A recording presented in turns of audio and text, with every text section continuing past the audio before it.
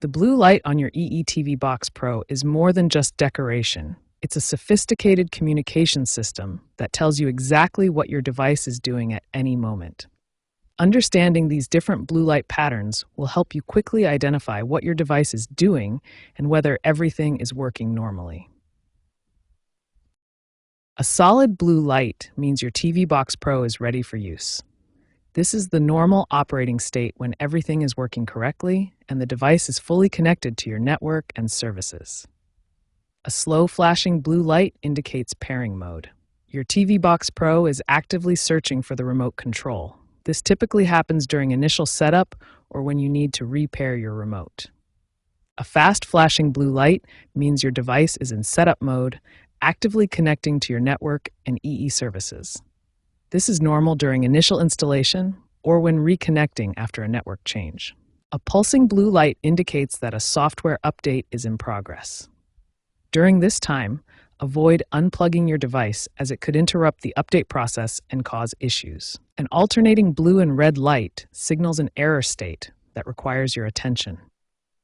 This could indicate connection problems, hardware issues, or other problems that need troubleshooting. Recent improvements to the EE Box Pro have made these blue light indicators even more reliable and informative, with enhanced connectivity and diagnostic capabilities. Understanding these blue light patterns will help you quickly identify what your EE Box Pro is doing and determine if any action is needed on your part.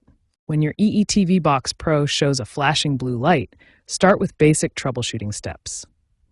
The first and most effective solution is power cycling your device. Next, verify all physical connections are secure. Check your HDMI cable connection to your TV and ensure the power cable is firmly plugged into both the box and wall outlet. Ensure your remote control has fresh batteries, as weak batteries can cause pairing issues. Also, verify your Wi-Fi network password and check signal strength in the location of your TV box.